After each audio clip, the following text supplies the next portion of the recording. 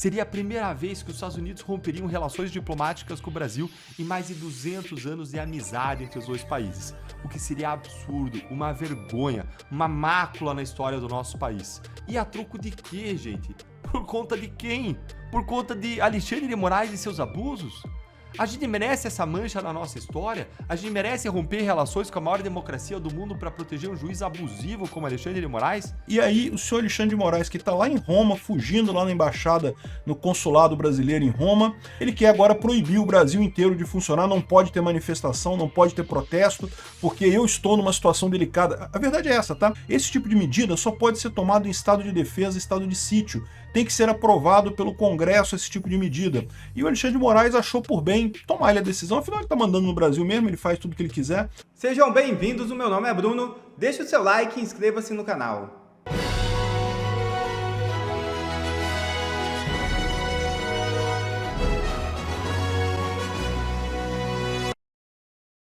A bomba que Trump prepara para esta semana contra Lula, Moraes e outras autoridades. O presidente dos Estados Unidos, Donald Trump, prepara uma série de medidas para serem anunciadas no decorrer desta semana, segundo informações já divulgadas por veículos de imprensa.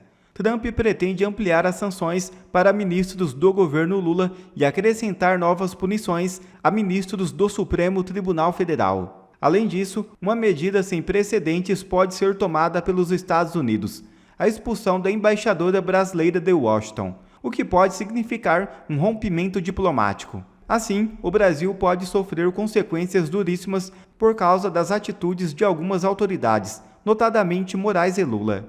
Nesse sentido, o ex-procurador-geral da República, Deltan Dallagnol, explica minuciosamente o que está acontecendo. Veja o vídeo. Donald Trump prepara uma bomba atômica para o Brasil na semana que vem contra o entorno de Lula e do STF. Boa tarde, boa tarde, boa tarde, meus queridos amigos não sancionados. E olha, a gente tem que falar isso agora, porque se depender do Donald Trump, na semana que vem o número de brasileiros sancionados deve aumentar muito. Mas calma, respira, você pode ficar tranquilo. Só quem precisa se preocupar com isso é quem colabora para o regime de abusos contra os direitos humanos, de censura em que nós vivemos.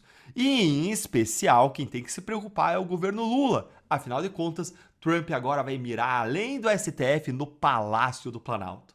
Bora aqui então direto para essa apuração do Lourival Santana na CNN, que você vai ficar feliz da vida ouvindo isso aqui, mas também bastante preocupado. Afinal de contas, tem uma arma nova aí que ele diz que o Trump vai usar, ou pode usar, e que pode sim prejudicar o Brasil por gerações.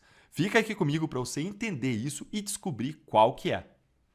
Ele apurou que vem mais retaliação do governo Trump contra o Brasil. E na semana que vem, Lourival, boa noite. Boa noite. Eu apurei que o governo Trump já tem um plano de curto e de médio prazo contra o governo brasileiro. Essa semana, a semana que vem, devem ser aplicadas novas sanções contra autoridades brasileiras, dessa vez atingindo o entorno do presidente Lula. Segundo eu apurei, o presidente Lula e a primeira-dama Janja não serão pessoalmente atingidas, mas autoridades de alto nível do Palácio do Planalto devem perder o direito ao visto nos Estados Unidos. Opa! Quer dizer então que altas autoridades do Palácio do Planalto também vão ser sancionados com a perda do visto? Vocês sabem, gente, o que isso pode significar?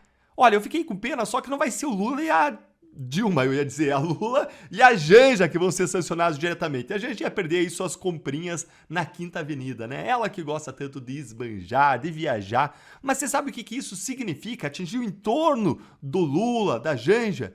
Vocês sabem o que é? Isso aí tudo indica que vão ser os ministros do governo Lula. E se eu fosse dar um palpite, eu diria que os próximos sancionados vão ser a Gleisi Hoffmann, que é ministra das Relações Institucionais de Lula, que se relaciona com as outras instituições, com o Congresso, ou seja, que teria uma responsabilidade para parar os abusos, e mais, o advogado-geral da União, o Bessias. Lembra dele? Aquele que vai para cima dos memes, da liberdade de expressão e das plataformas e redes sociais, sempre que o governo Lula ou o Supremo estão com apuros, estão em problemas. Na sua opinião, quem que você acha que vai ser sancionado pelo Trump dentre esses ministros do governo Lula, hein? Vai escrevendo aí nos comentários e bora continuar assistindo mais 30 segundinhos, porque não acabou. o arsenal de Donald Trump é gigante.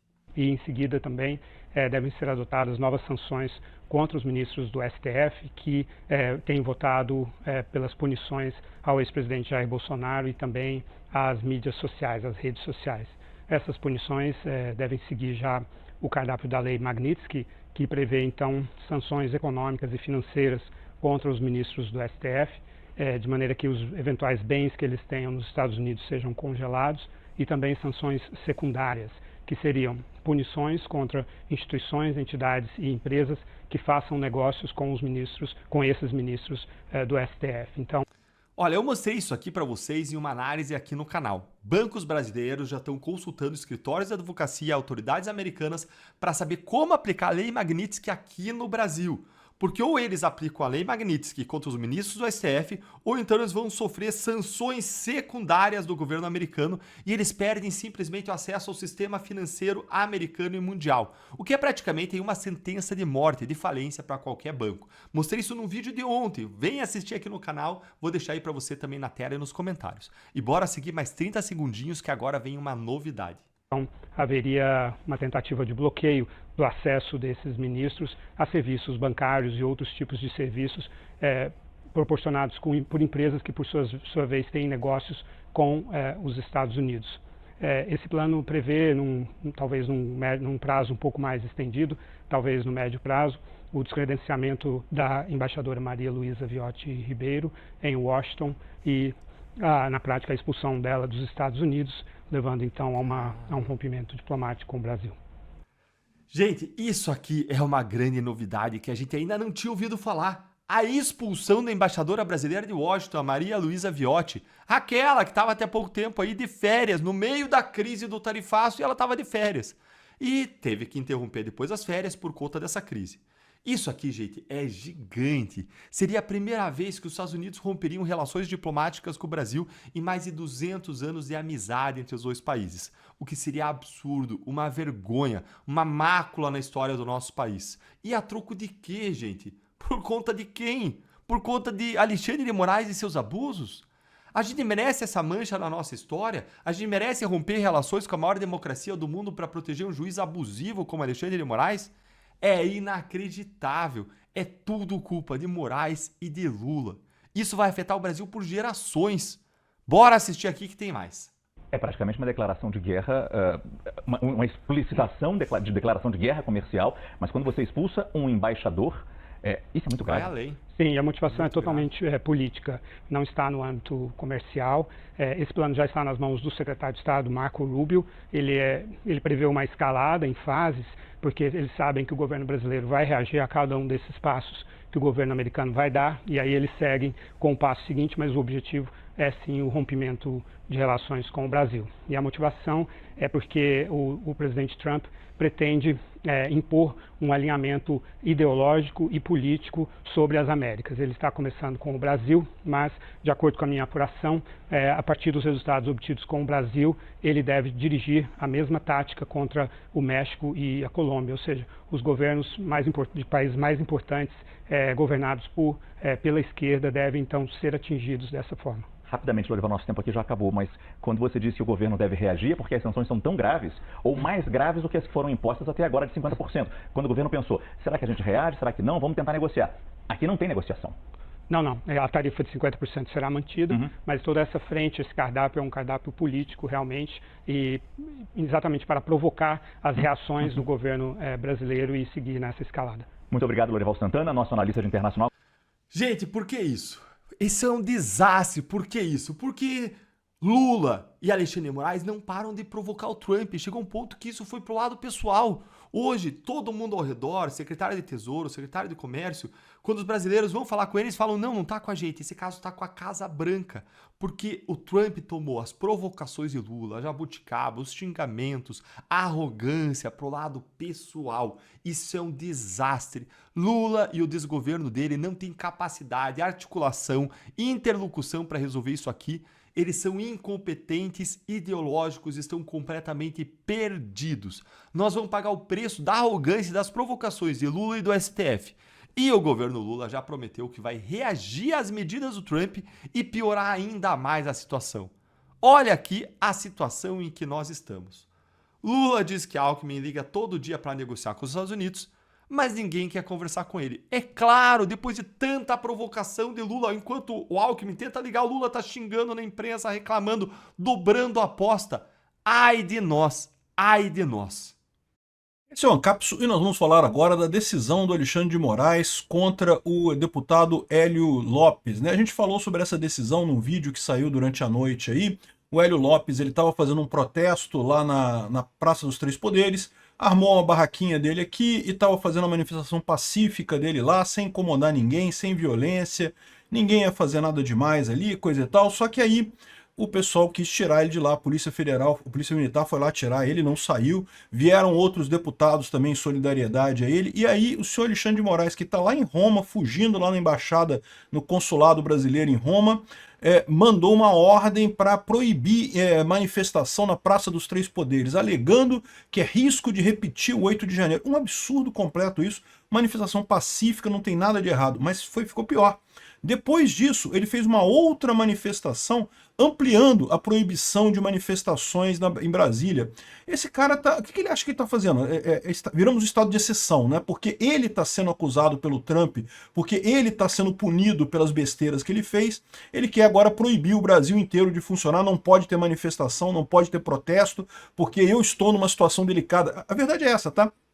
Eles estão morrendo de medo, porque eles querem vender a ideia de que o Trump está fazendo uma intervenção indevida no Brasil. Neste momento, tem um monte de gente da esquerda tentando convencer o pessoal no mundo inteiro de que não, que está sendo uma injustiça e não sei o que lá, o que é mentira, está sendo super justo o que o Trump está fazendo aqui no Brasil. O Alexandre de Moraes merece o que ele está passando e muito mais do que isso.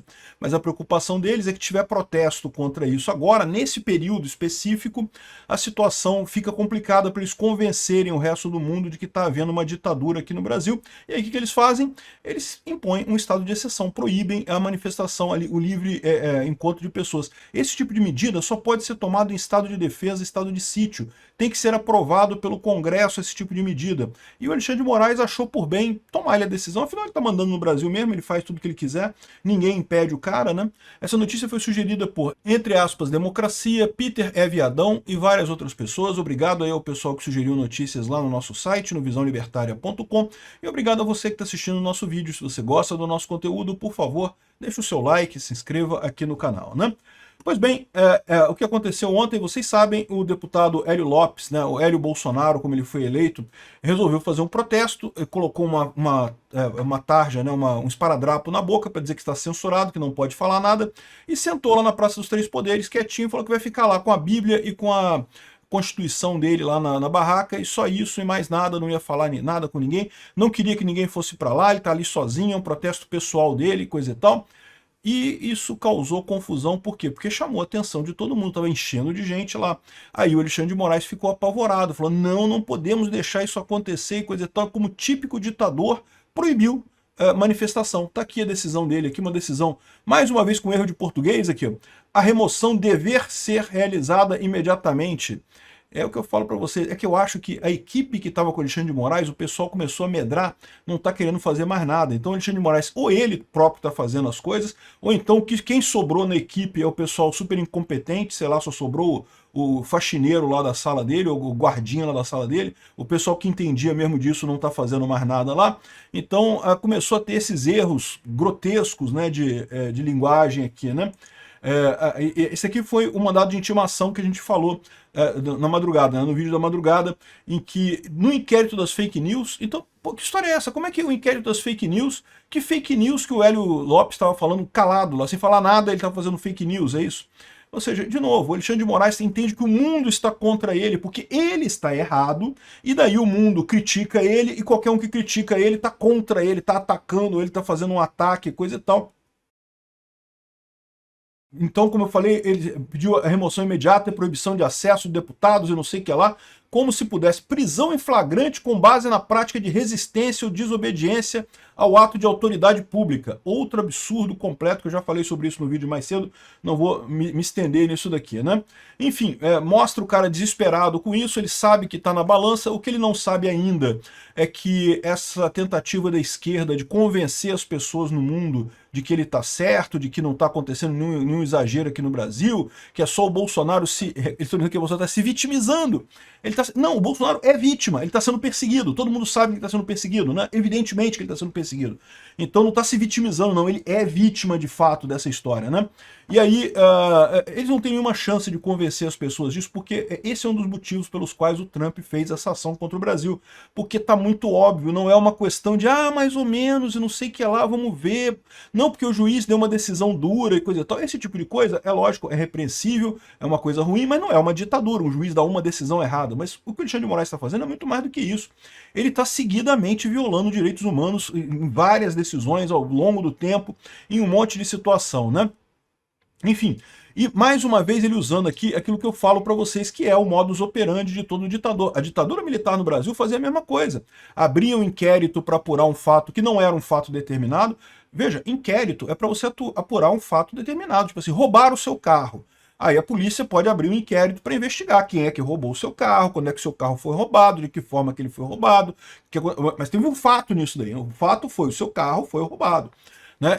E todos os inquéritos deveriam ser alguma coisa assim, com um fato determinado e coisa e tal, e um tempo curto, né? E o que acontece nas ditaduras, né? A ditadura, ela sabe que não tem como controlar as pessoas, então, na época dos militares, eles faziam a mesma coisa, abriam um inquérito para investigar, sei lá, movimentos de perturbação da ordem na cidade, né? Então, os estudantes estavam fazendo protestos perturbando a ordem na cidade. Isso não é um fato determinado, teve vários protestos em vários lugares, então, e aí eles mantinham esse inquérito aberto e nunca chegavam na conclusão do inquérito. Por quê? Porque não tem nada, né? O inquérito é usado para se aplicar medidas cautelares como punição. Então você fazia prisão preventiva, você fazia censura, você fazia bloqueio de bens, você fazia levantamento de sigilos, tudo com base em medidas cautelares, supostamente de um inquérito, só que não é um inquérito de verdade, porque ele nunca vai chegar ao final, não tem nada nisso daí. Os militares faziam a mesma coisa que o Alexandre de Moraes está fazendo aqui. Abriu esse inquérito, que é o inquérito das fake news, o inquérito do fim do mundo, que não acaba nunca e não vai acabar nunca, porque né, é onde o Alexandre de Moraes recorre nesse caso, ele quer dar uma ordem aleatória. Ele está preocupado que o pessoal está percebendo que ele virou um ditador e quer acabar com isso. Então, ele dá uma ordem aleatória. Como é que ele vai dar essa ordem? Tem que botar em algum inquérito. Então, o que ele faz? Ele pega esse inquérito que é... Qual que é o fato determinado de fake news? Tem fake news? Tem fake news aqui amanhã, mas não é um fato determinado. Então ele está criando um inquérito que não acaba nunca, nunca vai chegar na fase de processo, porque ele sabe que não tem nada nisso daí, e ele só fica usando o inquérito para usar medidas cautelares, e intimar pessoas, e proibir, ameaçar, prender, e mais um monte de coisa, sem absolutamente nenhuma razão. Ele estava justificando que isso aqui é por medo de se repetir o 8 de janeiro, sendo que era um protesto pacífico, silencioso, não tinha nada de 8 de janeiro, nada da proposta daquela época, ou seja, não tinha nenhuma lógica isso, né?